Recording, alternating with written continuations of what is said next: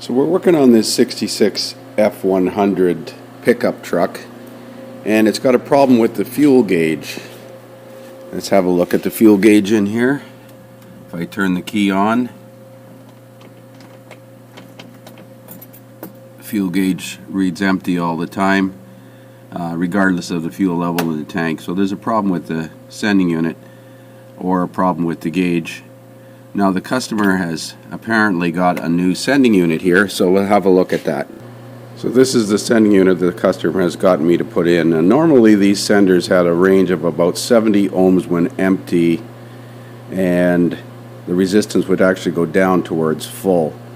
So I've got the ohm meter zeroed out here, and I've got it connected across the sending unit terminal and the sending unit ground, and we're going to check to see if in fact this sending unit works properly before we put it in.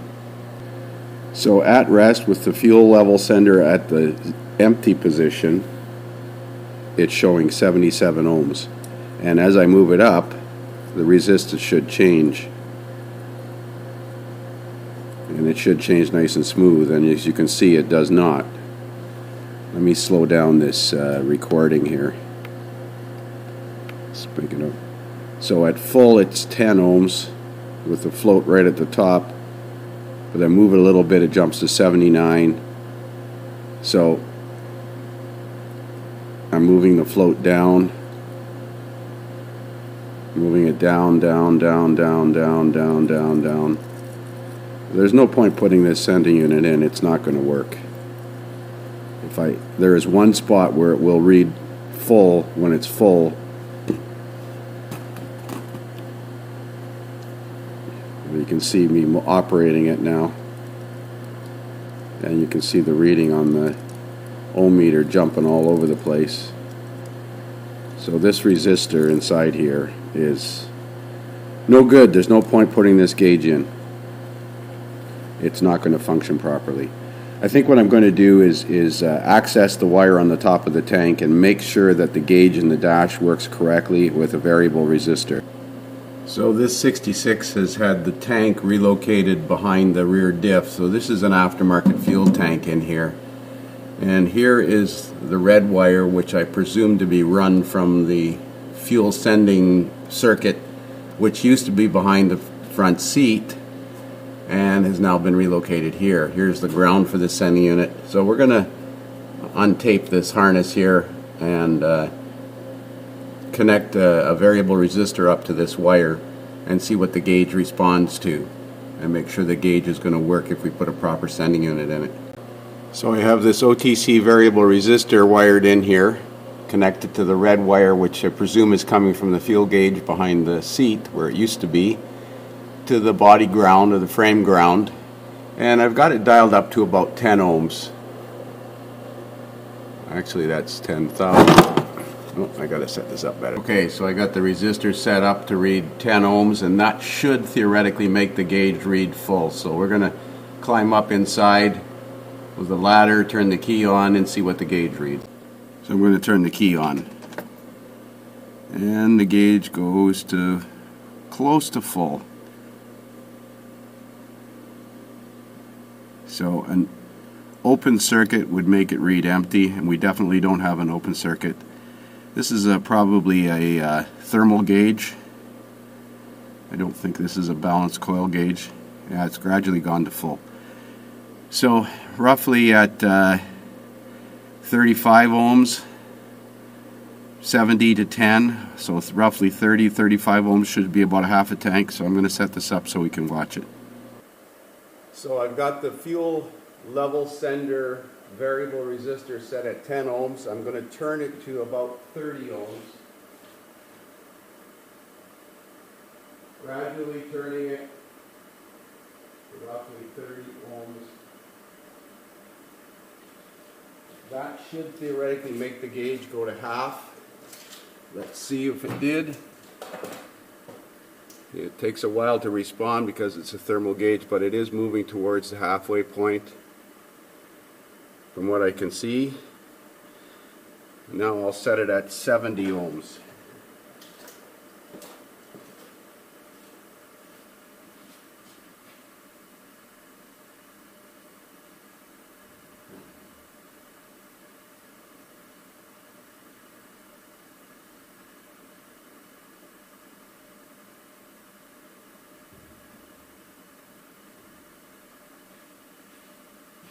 So that's at 70 ohms now, and I expect the gauge should go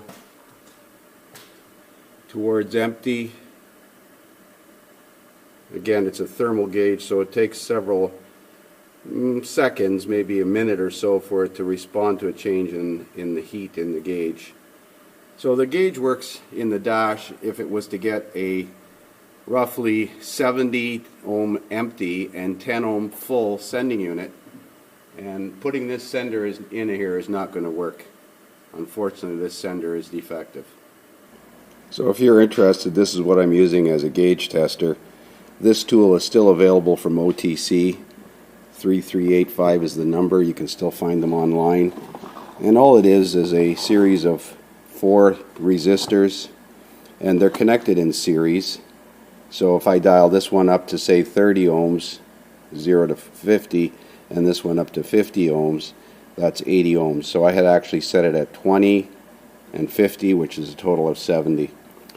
So the gauge in the dash works fine, but putting that new replacement sending unit in there isn't going to fix it, because that sending unit is, the resistor inside there is no good. So I hooked the ohm meter up to that orange wire coming off the sending unit, and right now it's graphing 64 ohms. Now I did cut a splice out of that wire, and I don't know what I did with it. I was looking for it on the floor here, but that 64 ohms should indicate that the tank is nearly empty, and I got no way of telling exactly how much fuel's in this tank. Oh wait, this thing has a straight filler neck, so I can put a stick in there. Yeah, let's do that. So as I was saying, this thing has a aftermarket filler. It looks like they used a marine fuel filler pipe.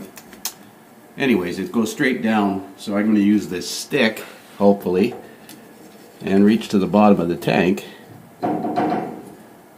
That's at the bottom of the tank. Let's see how much gas is in there. And there's about 4 inches, 4.5 inches. Should be about a third of a tank. So that sending unit may not be calibrated correctly for this tank, or the one that's in there. It was reading 63, I think it was. We'll see what the gauge on the dash reads now.